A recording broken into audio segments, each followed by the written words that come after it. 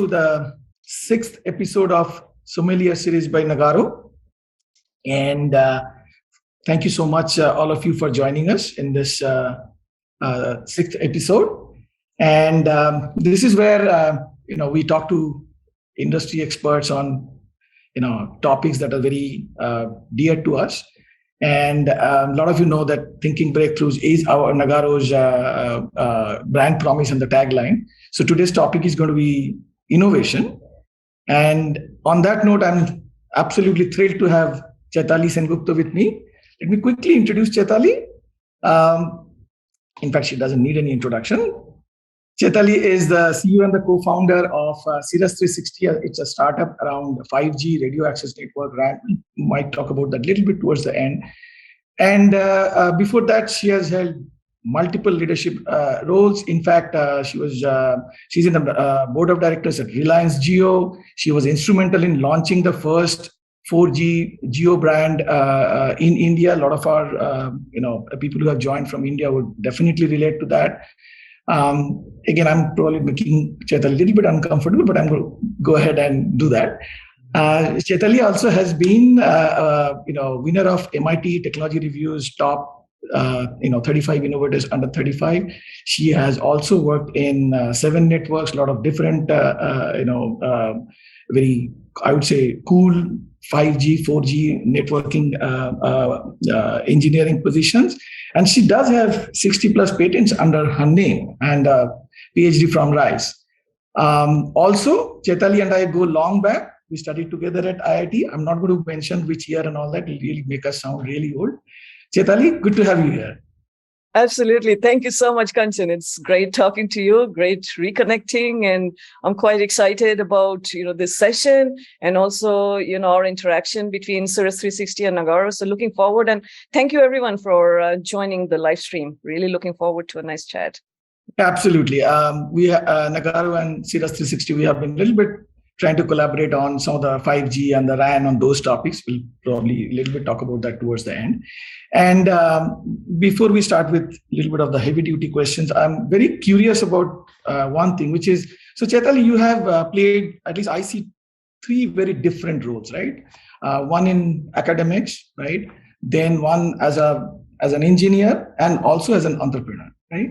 So what I'm very curious about is, how have you played this kind of an innovator role in these 3 very distinct roles that you have played? If you could a little bit elaborate on that. Absolutely. Innovation, of course, is a very interesting and large topic, perhaps somewhat intimidating also, because many experts have spoken on it, have really shared their thoughts. So, I'll probably share something about my personal journey. So, let's kind of look at it like that, right? And we've had this very interesting exchange even leading up to this session, Kanchan. So I like to, think about innovation in different contexts as mindsets rather than roles, right? If you think about innovation in the context of academic research, it's whether it's an university, startup, big company, doesn't matter, but really you're trying to solve a technical problem, right? And when you're doing that, you're essentially having a student mindset. You're really learning, and the innovation comes from the learning. One of my co-founders, Alan Gatherer at Cirrus 360, he always tells us, we are standing on the shoulders of giants. And that's exactly the case, right? You're learning from what has happened and you're building on top of it, right? So it's a different kind of an approach.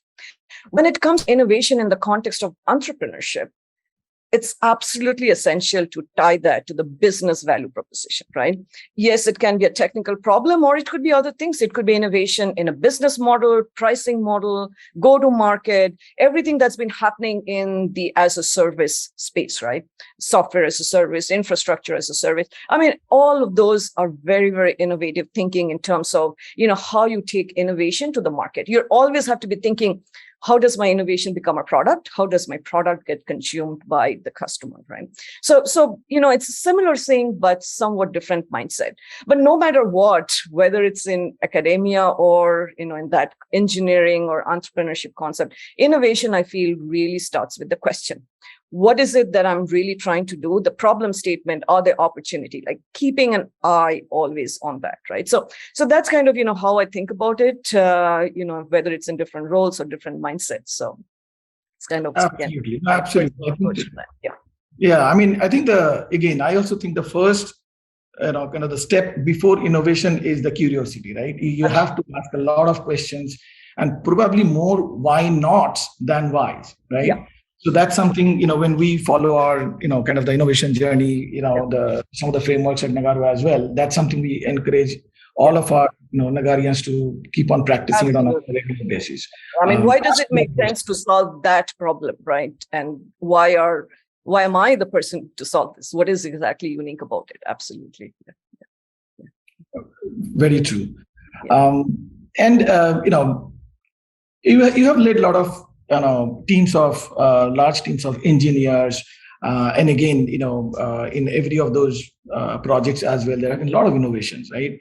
Um, Maybe let's talk about how do you encourage engineers to innovate, right? If I go back when we studied in IITs, right, innovation was not even a topic that anywhere touched, right? It was all about studying books, right? I mean, again, other schools might have had different approaches, but again, it was never in the focus, right? So suddenly now, if you look at, we have engineers, and we do expect them to innovate. So can you talk about a few strategies that you've used, which has worked? How do you encourage engineers to become better innovators? Absolutely. And I would say, Kanchan, that even in IIT, it was all around us, right? Maybe we weren't having seminars on innovation, but it was around us. We were seeing it. And I really think that some of the tools of the trade that we picked up way back then has really helped us. So I'm going to use two kind of action-oriented, topics here. One is trying things out, right? If you have an idea, I think the best thing to do is, of course, you want to analyze it, but we really don't want to get into an analysis paralysis, right? You want to get to a point where you're trying things. And I'll talk about, trying things and building and iterating a little bit more, because it's a topic that's very, very close to my heart. And the second part really is writing. And this is something, I've learned over the years, which is once you try to put your thoughts on paper, and you're reading it back, you're going to surprise yourself.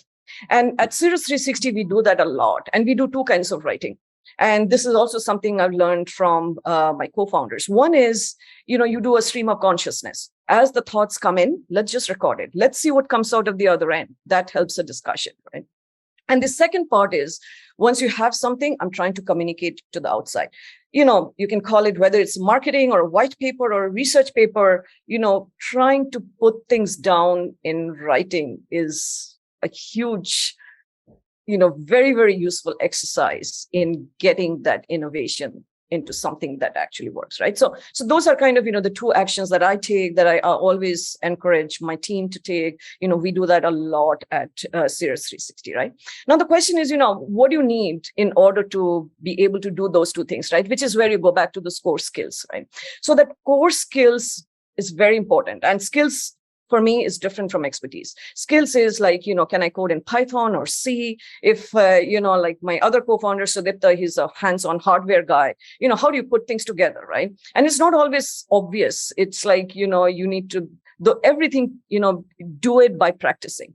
So it's absolutely essential to develop the skills, because, if you don't have the skills, it gets in the way of the innovating, right? You might have an idea, but if you don't know how to implement it, or at least have a way to create a POC or a demo, it really gets into the way, right? Say you have an idea or innovative idea for an app. You have to be able to build the app. You need to know the mechanics of doing it, right? So that's kind of what I mean by skills. And I think those are the kind of things that we learned a lot, right? You were mentioning, like in IIT, it was all about, reading books and, examinations and all of that stuff. But there was a rigor, right? And the rigor is very, very important, right? Of developing that skills. And then, of course, like you said, and we just discussed, always figuring out what is the question, and, not being afraid to do that, right? So in terms of let me give you an example at Cirrus 360, right?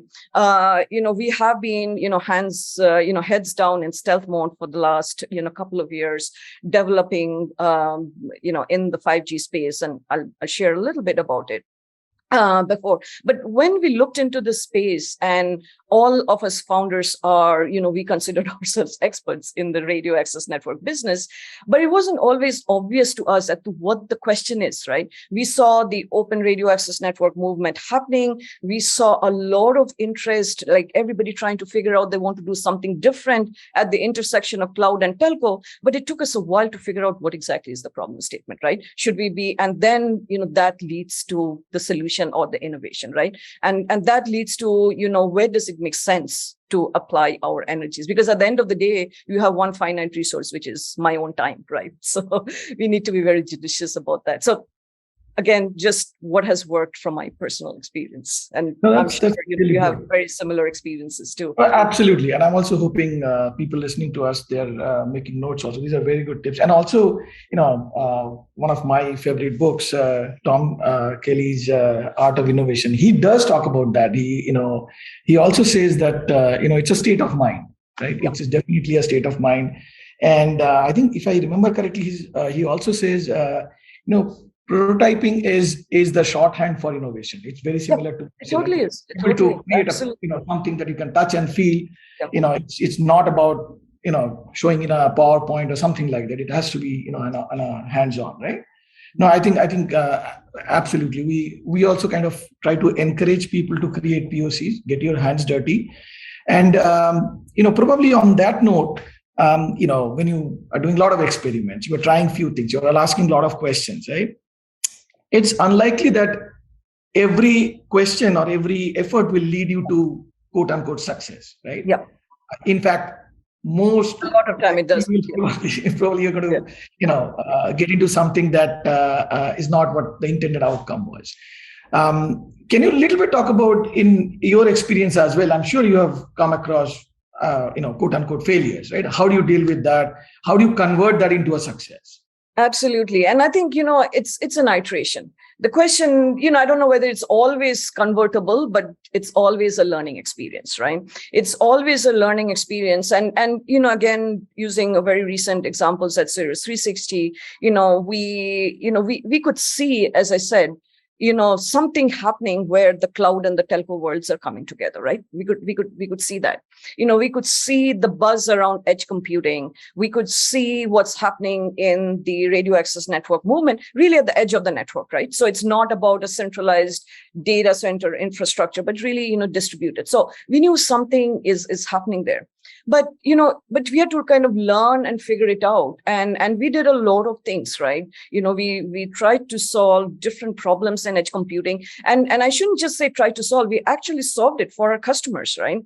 And we learned from that. Not all of it went into our big business plan that, becomes a huge roadmap, but still those are, learning experiences. At the same time, it's also important to know, and you had some examples that you had shared, to when to walk off, right? When to walk away and to say that no, maybe the time is not right for something, right? And that has happened to us also in the past, that it's an excellent idea, it's a problem worth solving, the timing was not right, So one has to be, careful around that, right? But no matter what, I would really encourage, everybody listening to just take the plunge and just do it, right? I think that's the main thing, right? If you have an idea and you think it solves the problem, it's always good to find the context, right? That's very important, like finding the context, and that's where the question comes in. But really learning from the what did not work is as important as Absolutely. learning what works. Right? So, in case some people have joined a little bit late, let me quickly recap. My name is Kanchan Ray. I'm talking to Chaitali, and the topic for today's Sommelier is innovation. And if any of you have any questions that you would like to ask Chaitali or me, please use the chat window, to ask us questions. And I already got one question. Maybe I can ask it right now. How do you maybe it's a thin line, how do you differentiate between innovation and problem solving? Or is there a difference, or do you treat this to, kind of similarly? I actually don't. In fact, I don't think, innovation is a conscious exercise, right? I don't sit and say that I'm going to block 2 hours on my calendar for innovation. It doesn't quite happen like that, right? And I think those two are very, very related in a way, right? Where I think innovation might deviate from problem solving is where you look for answers, right? And you look for answers based on what I call a toolbox, right? Say, and I try to give an example, right? Say, you're trying to figure out, and I hope I don't get too weirdly technical here, right? I'm trying to figure out an algorithm that improves my decoder performance in 5G 5, right? Something like that, right? So there are and you're stuck with something and you're trying to implement it, and that's a problem that needs to be solved because you're trying to reach a certain performance or trying to make it faster or whatever. But then you might be looking at the toolbox that you have, and there are new arrows in that quiver that comes up every day, right? Everything that's been happening in machine learning, I really like to think about it as another addition in the toolbox. It's not a solution to every problem, but that's where the innovation comes in, that you're looking outside the box, so to speak, and applying things or applying tools that normally one wouldn't think about, right? So I don't know if that's really a difference between problem solving and innovation, but that's kind of, how I like to think about it, how we think about it in Cirrus 360, and how I encourage, every team that I work with to, just look around and see what else that might be there, right? That might solve your problem. You may not be, looking, you might be, not looking at something because you're just not aware of it, right? So going beyond, right, your regular tool set and seeing what else is out there, right? There might be a new technique in computer science that might be applicable, to my signal processing problem, right? Who knows, right? All of these things. Absolutely. And I think last time we were also a little bit chatting about kind of the timing of the whole thing, right? Yes.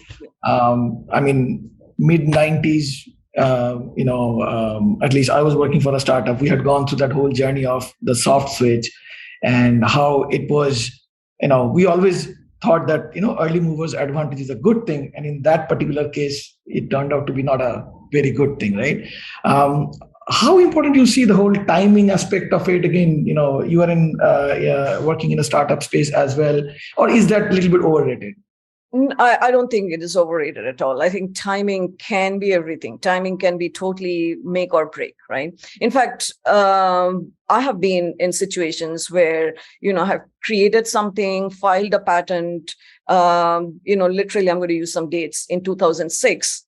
In around 2016, that field, without getting into specifics really here, but that field became really big, right? Mm-hmm. And a lot of people started working on it. And then even 3-4 years later, that was a technology that's being used many, many different places. But, we were too early for it, right? This was in the, just kind of to use the area, it was in the seamless mobility Wi-Fi cellular space, right? When we started working on it in a previous startup, we would actually go into meetings and people would say, really, Wi-Fi on your smartphone? Really? You need one? The timing was clearly not right. And here we were talking about, right, how do you seamlessly go from, Wi-Fi to cellular? And today that's really just expected. Every smartphone is expected to do that, right? So timing is important. And especially in the entrepreneurship context, right? Because, again, nothing happens in a vacuum, right? Nothing happens in a vacuum. So timing is absolutely important. And you mentioned soft switch, right? And that has been also a field that exploded, right? It exploded. And right now, those kind of automation, those kind of, software defined everything is really taken as expected. In fact, with Cirrus 360, that's, a big part of what we are doing, really bringing those kind of, software defined techniques to the radio access network, instead of building boxes that are black boxes, how do I use those kind of techniques there, right? So we think, the time has come for those techniques to apply to RAN. We'll see how that goes in the next few years. But timing is super, super important, right? When it comes to taking an innovation into a product, into the market, and that journey.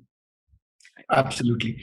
And, a little bit continuing on that, kind of that thread, you have worked in, big companies as well, seen how their innovation journey, any kind of thing comes to mind when you see how the organization is structured, or any kind of patterns that you have seen, which is probably making that organization a little bit more innovative than the others? Anything comes to mind?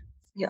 It's interesting because I feel, and in fact, as we were preparing for this, I think I might have mentioned that, really, I was thinking, let's talk about innovation from a personal context. But you're absolutely right? Nothing happens in a vacuum. How the organization deals with innovation is also very important, right? And we both talked about our favorite author, Clay Christensen, and his books. How will you measure your life, the innovator's dilemma, and over there, he talks about that, right, from an organization perspective, where disruption happens, how disruption at the low end can completely come and totally inundate the market. And so yes, there is a huge role that the organization plays. Innovation is not an individual practice. Of course, it applies on how we think about it as an individual, but also how the organization, thinks about it, how the strategy goes in. And I have seen, all kinds of things happen, right? Sometimes it's with a vision, right? That the leadership has a vision that maybe, even, nobody believes in, or, everybody thinks it is just too ambitious. And then, you drive towards that vision, right? It's very deliberate, and, you're working towards that vision. And, in other cases, it happens much more organically, right? It really happens by, listening to people in the lab, doing things and bringing that, and then that gets adopted by the organization, right? So both ways, because you never know where that innovation will spring from in an organization, and it can happen either way. It can be very strategic, vision driven, or it can be, right, in empowering everybody to be innovative. I think that's the important part from an organization, right? That, don't be afraid to make a mistake. Just go ahead and do it. Like, empowering, giving some time to play, right? I know that, there are very successful organizations that do that, right? Even chalk out a day where, you can do your own project, you can do your own thing. So there are proven techniques that work at the organization level that I've seen. Yeah. No, absolutely. I think in the book, Clayton also talks about when you are defining the whole innovation, the strategy, there's a little bit of the planned strategy, and there's a little bit of unplanned, random, that things also plays a major role as well. No, absolutely. And, interesting you say that, because, for example, in Nagarro also, what we have decided is, there is no kind of a separate practice or a center of excellence for innovation. It's the kind of the responsibility of all 16,000 Nagarians. It's something that all of us have to do. And I think that was, kind of listening to you, I think that's absolutely the right call. This is something, it has to be at the core of everything that we do. This is all our excellent engineers, this is something they have to put it at the center as well. Very, very nicely said. And you also a little bit talked about, not being afraid to fail, right? Fail fast. And can you a little bit talk about that, and maybe with an example?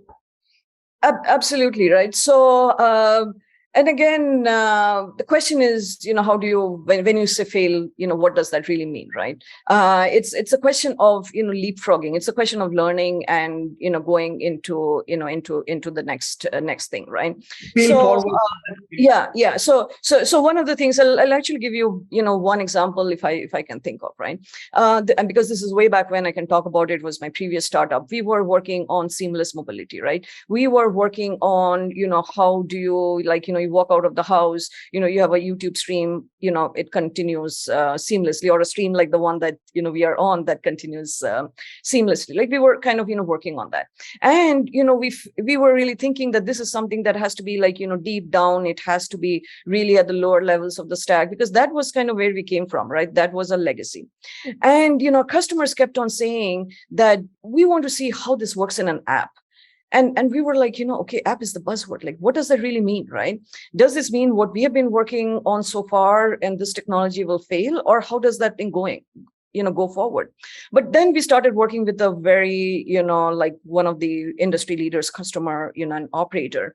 And we learned as to, what is it that needed to change? How, it wasn't really about an app.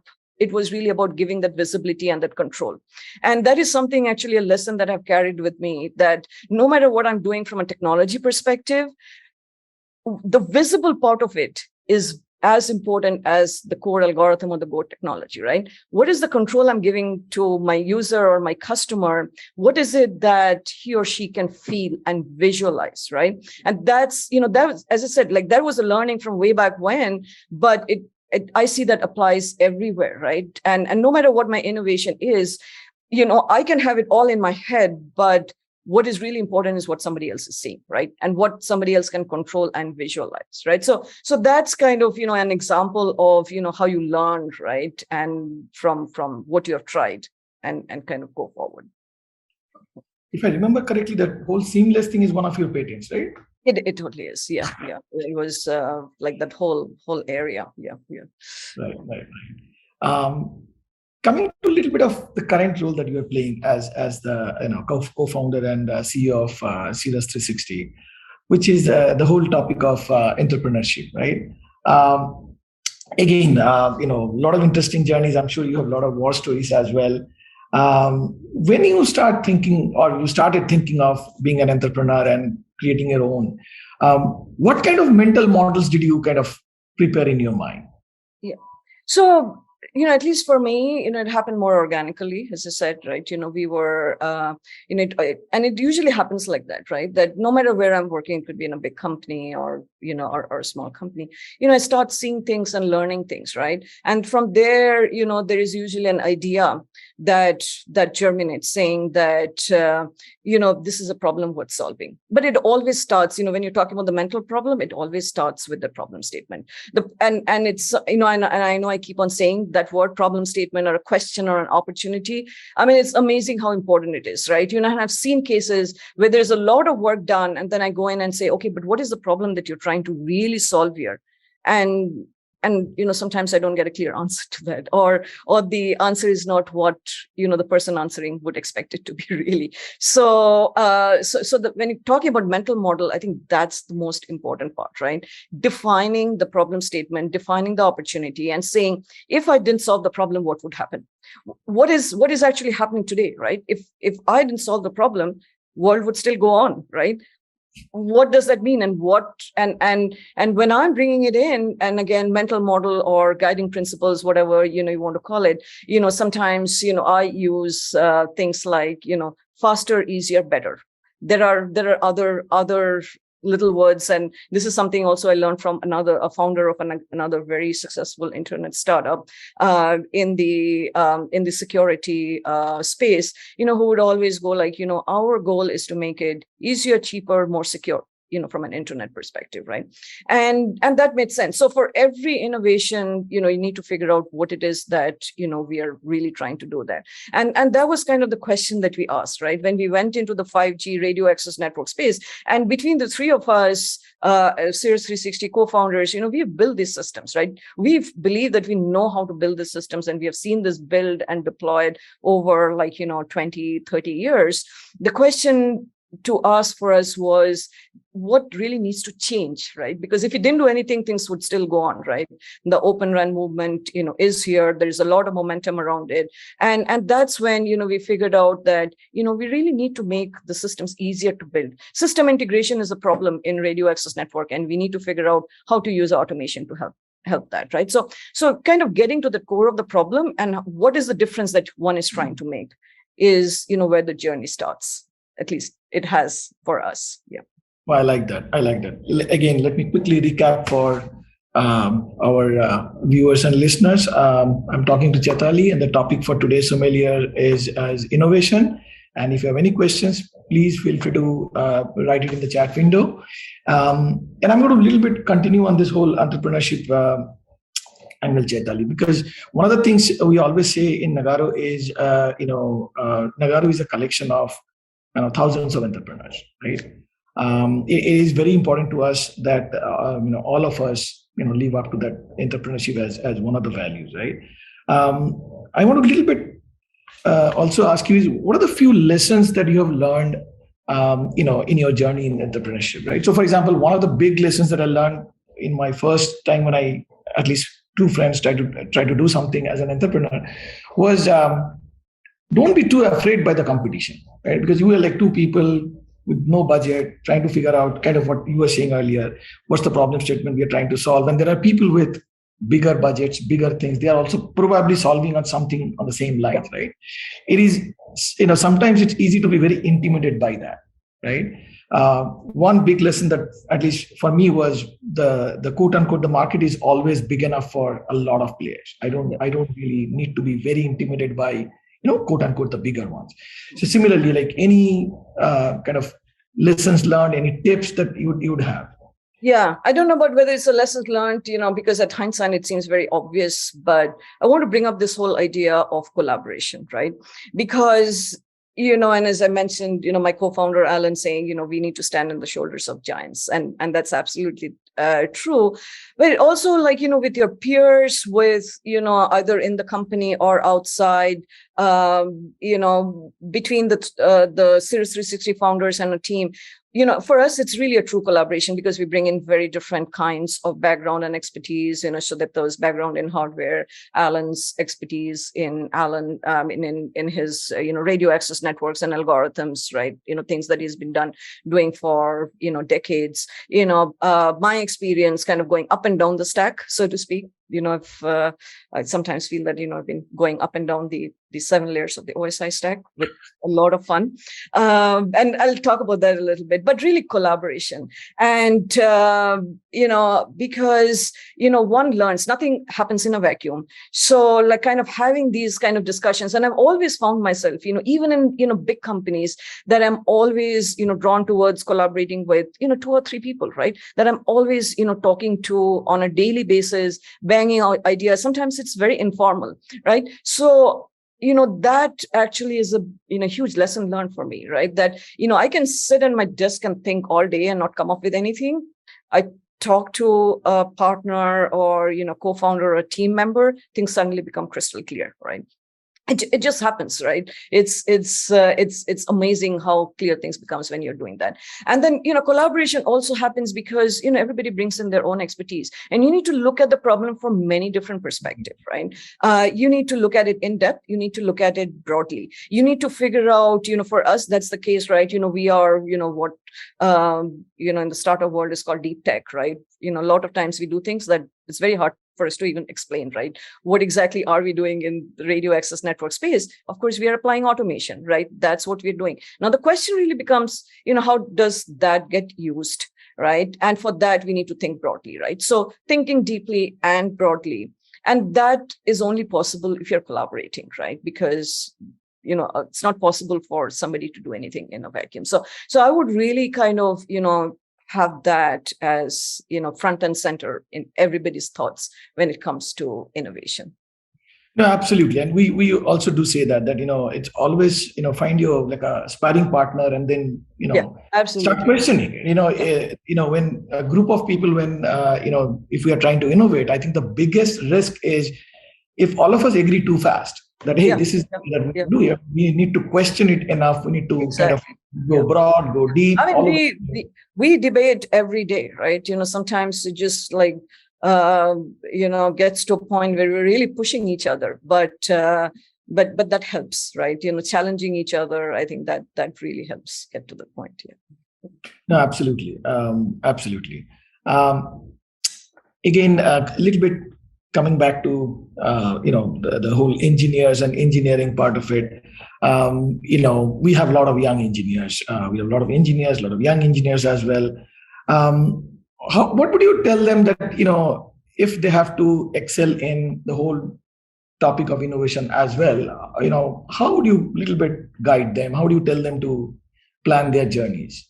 Yeah, I would say really 2 words: expertise and passion, right? And expertise is different from skills, as I mentioned, and let me kind of elaborate on that a little bit.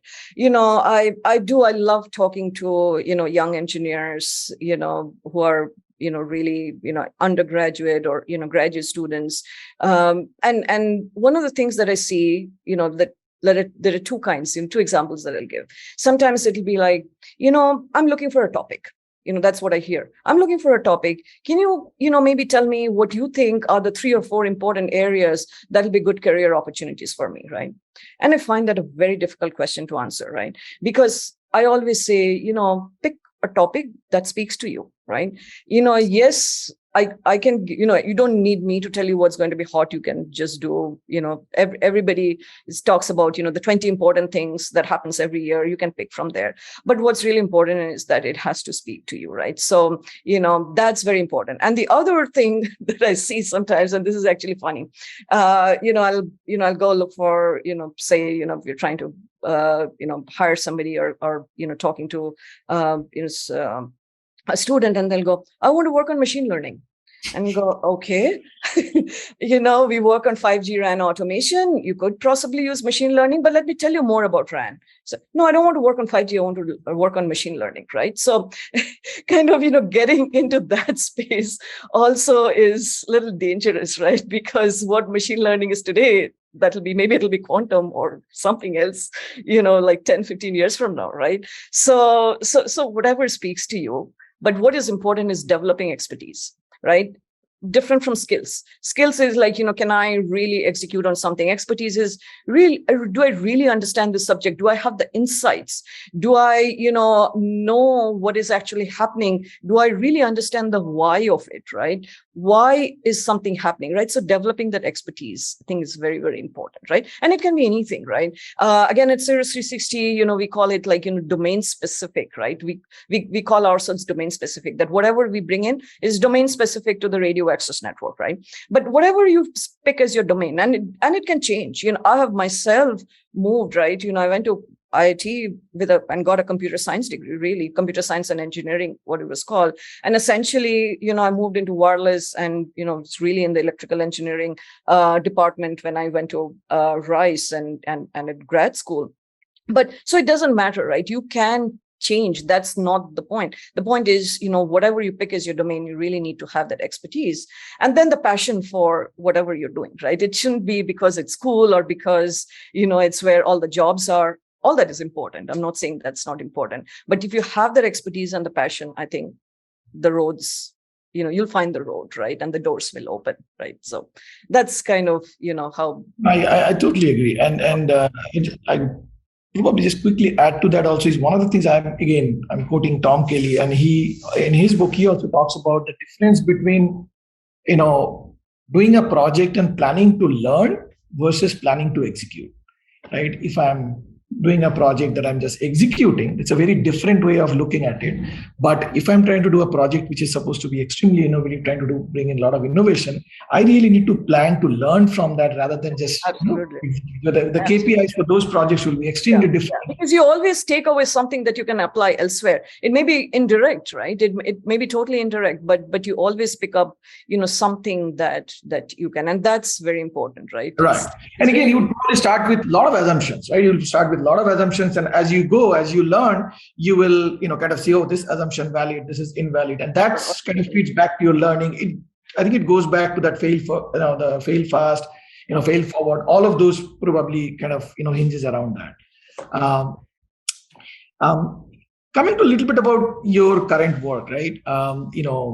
In fact, before we go to that, what are the few technologies that you are kind of watching out, you are very excited, and you think probably in the next few years, young engineers should they should focus on, they should find it exciting? What are the few technologies you are watching out for? Yeah. So maybe, I'll address both of the things that you just mentioned, what we are doing right now and, the more general question. So, I have sometimes been cautioned against not getting too excited with the next shiny object. I tend to do that. So, I've actually attended conferences, and, I've been fortunate because, I've worked for, managers and in organizations that has let me, play somewhat, right, to experiment. So, I've actually, attended conferences from everything from, crypto and blockchain, getting into quantum. So, it's like Professor Richard Feynman has this, idea in one of his books. He talks about taking a vacation in another field.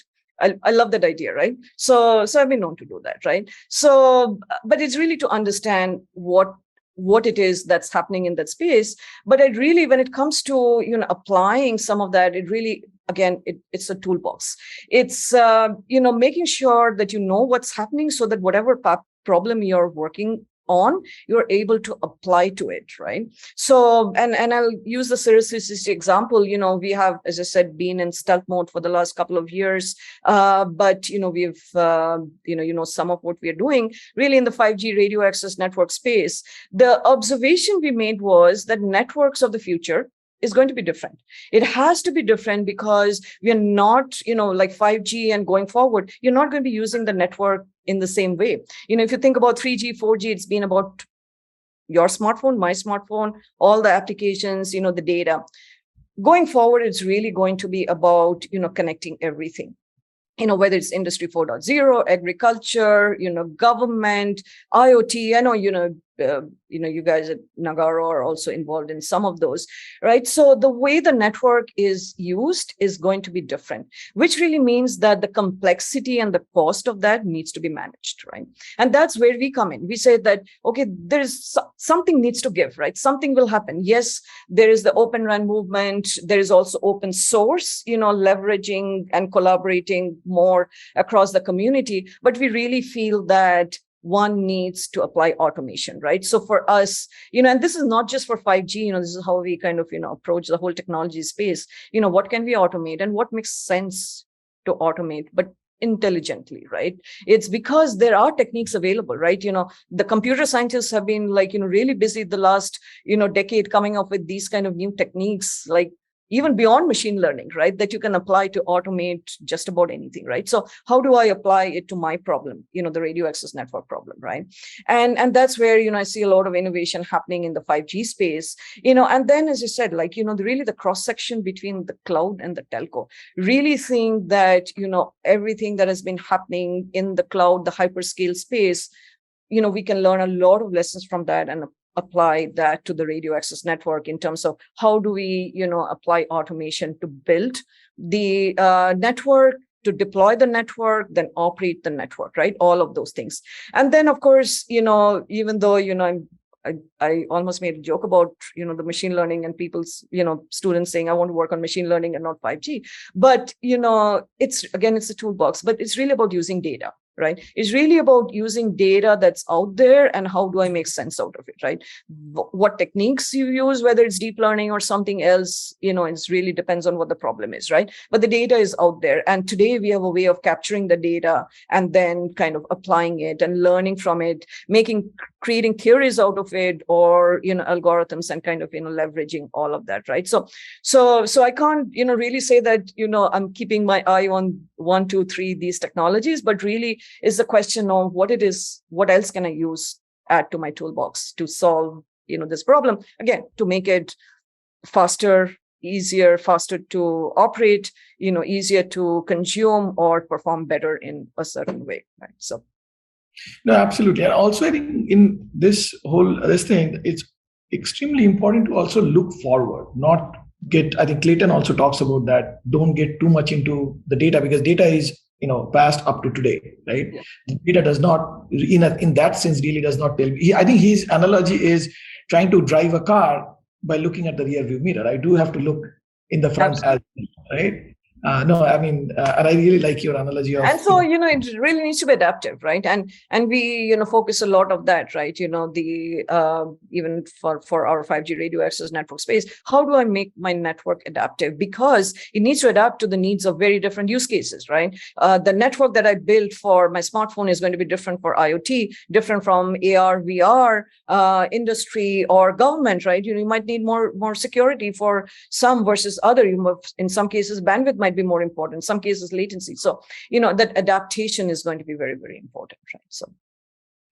No, absolutely. I see we have close to about 15 minutes left. Again, I will encourage all our viewers to, if you have any questions, please feel free to put it in the chat. I do have a couple of them. So we have one question from Roopshi at Nagarro. She's asking, with innovation, sometimes you get so pulled into making it work. At what point do you give up and, kind of chalk it up to the innovation being unviable and, sometimes it's very hard to get off the chips? At what point, So it's I'm very, sure very you're interesting. It's a very, very interesting question, and unfortunately, I don't have a very kind of specific answer to that, right? But one thing is to keep an eye on like deciding beforehand, right? Before you are or kind of early on. I shouldn't say beforehand, but early on, what it is that you're trying to do, what KPI are you trying to meet, right? And kind of always calibrating whether you're making inroads in that direction. And again, that the book that we discussed, how will you measure your life, right? There is this kind of very interesting chapter about what do you want the milkshake to do for you. I would jobs to be done. Just a teaser, please read the book. It's fascinating, but it's really to the question that you asked, it's keeping an eye on what is the metric, what do you really want the innovation to do for you. I think that was really the point. What is it that you're really trying, and at some point you'll know whether you're making inroads in that direction, right? And if you're not, right, it doesn't make sense. Maybe you need to look aside or beyond or some other way, right? So some way of calibrating progress is absolutely important. Yeah.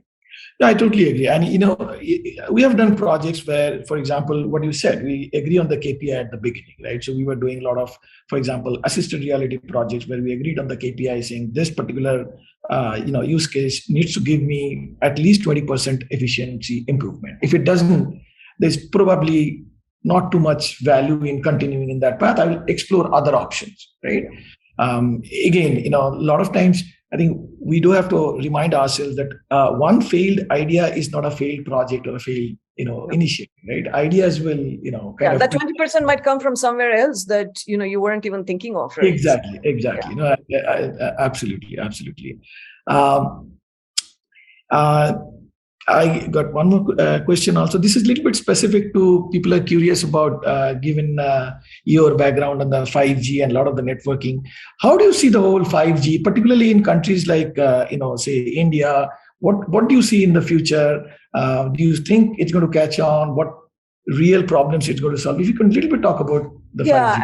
And I think it goes back to the point that I was trying to make is how the network is going to be used. And I think that's true, for everywhere in the world, including India. And of course, a lot of exciting work has been happening in 5G in many different contexts, both in academia as well as, large companies in India in the 5G space, as well as startups. But where at least we see things changing or the big disruption happening is the use of the network in use cases that we have not seen in the past. And each of these use cases will have different kinds of goals. And now the use cases may be different for different geographies or for different companies, right? Not everybody will be interested in IoT, not everybody will be interested in AR, VR, or whatever your use cases, or even like some kind of like defense and government use cases where security is very, very important, and kind of layering that on top of that. So the way we see the network, the macrocellular network moving forward really is kind of this diversity, this explosion of use cases, right? That's one thing.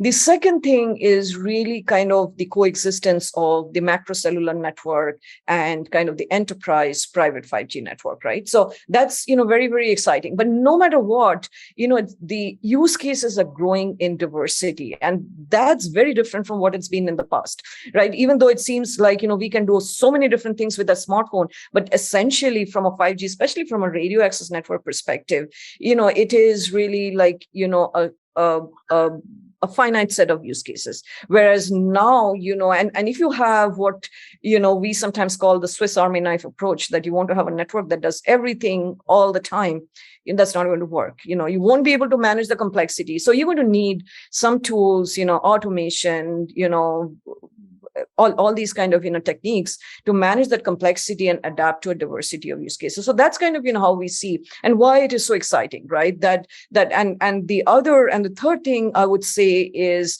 as I said, the intersection of cloud and telco, right? All the exciting things that have happened in the cloud computing space in terms of how infrastructure is built, how it is maintained and operated. There are tons of lessons to be learned and applied,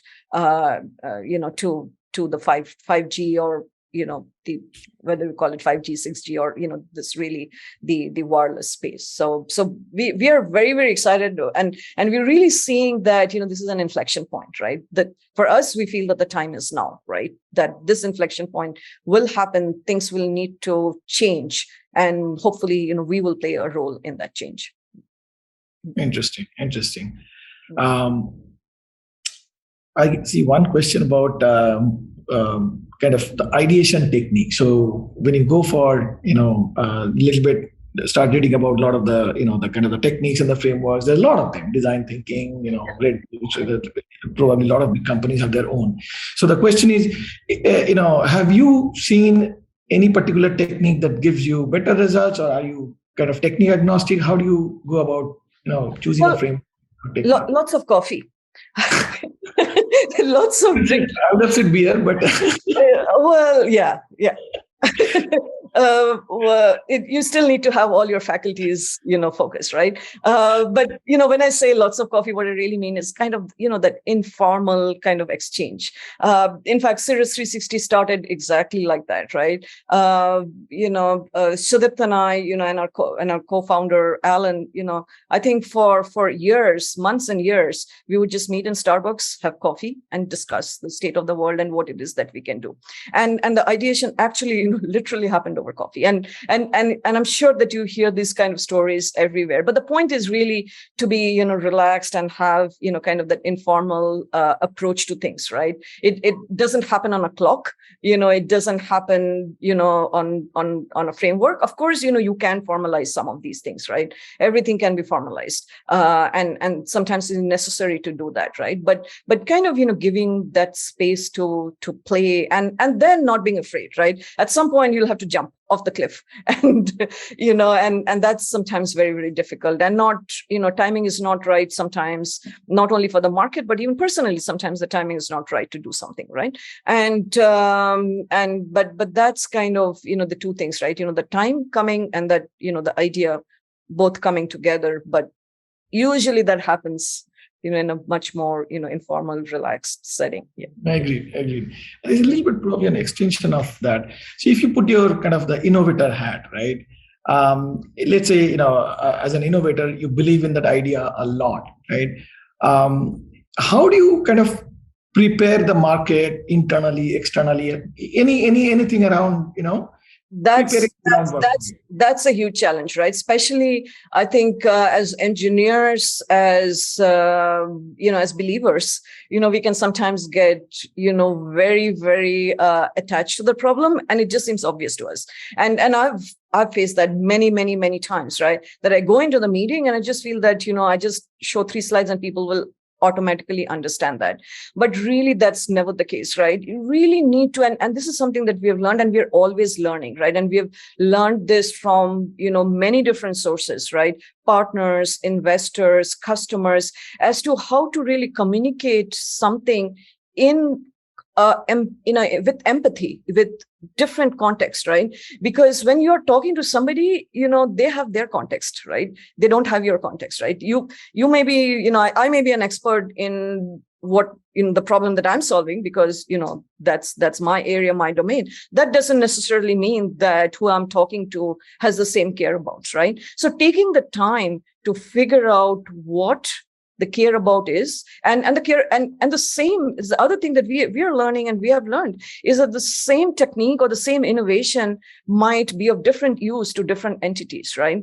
For us, right, if I look at the wireless ecosystem, there are the software vendors, the silicon vendors, the operators, the system integrators, but the value proposition of my technology to different parts of the ecosystem is different. But having a focus on that, like not always talking from my perspective, but talking, presenting it in a way that is palatable, right? So of course, a lot of education will have to happen, because not everybody even will know the possibilities are, right? That maybe, we have worked on and figured out, okay, it can be done like this, but it always has to be connected to the care abouts of the the entity or the company or the audience, customer, partner, ecosystem partner, whoever it is, right? Kind of, connecting that. And that has to happen a lot, especially when you're doing something that's new and different that nobody has actually seen. You'll have to kind of prepare the ground for that for sure. Yeah. Absolutely. We are almost hitting the 1 hour mark. I do want to ask you, I know this is something that's very close to your heart as well. We have, in Nagarro and in the industry, we have a lot of women engineers, right? I'm sure a lot of you look up to as a role model as well. Something that you would like to tell them. Okay, that's always a difficult topic, but in a way, I think I've always, and this is something I felt like, of course, you remember those days in IIT, and I was in a class where I was the only woman, right? And the only thing that I felt is I just don't want to be different. I want to be treated like everybody else, right? And I think kind of an organization kind of thinking about it a little bit from women's perspective. It's not about just women doing whatever we need to do to create these opportunities, but always kind of would be great if the organization, every manager kinds of like sometimes put yourself themselves in that engineer's shoes and kind of trying to see like what does it feel like to be the only person looking different in the conference table, right? And sometimes and I have been very, very fortunate with mentors, right? I think I cannot emphasize enough how important your teachers, your mentors are. And I would encourage every woman engineer listening to me or or interested in innovation and going forward is to make those connections, right? To not of course you have to have role models, but it doesn't matter, right? Whether women or or whoever, but really to kind of take advantage of this mentorship, right? Because there are people who are willing to help and support and empathize and kind of making that connection, right? And it's a two-way street, really, right? So kind of meeting how absolutely. On that note, and we probably are going to hit the 1 hour. And before we end, again, Chaitali, thank you so much. I think all our listeners, they got a lot of insights from you. And again, always a pleasure to listen to you, talk to you. And I'm sure our collaborations will keep on continuing. And our listeners, again, a lot of great insights from Chaitali. I really like some of the entrepreneurship driven, how you have taken, the different roles in different point in your career and excelled in that. That I think is should be an inspiration to all our viewers and listeners. Thanks again. Thanks to all our people who are listening on the LinkedIn, and also a quick shout out to our Nagarro team who helped put us.